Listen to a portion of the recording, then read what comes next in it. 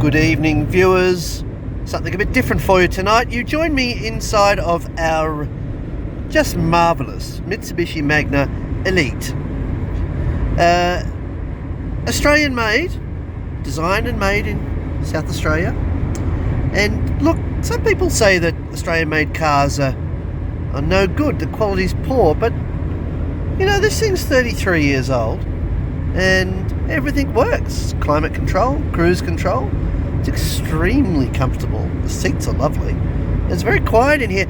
And look, they were ahead of their time. Look at this digital dashboard, which, unlike European BMWs of the late 90s, is still working.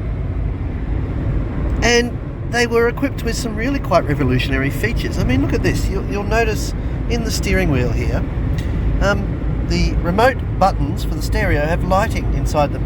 And this is a very useful feature because you see, in this car it's a little bit difficult to hear the horn. Now, that's partly because the horn doesn't work properly, but we'll gloss over that. The other thing is, it's just a lovely, well-insulated car, so of course you can't hear the horn very well. So when you depress the horn, you'll note, look at that, you see? The lights in those buttons, they go out. Now that's clever.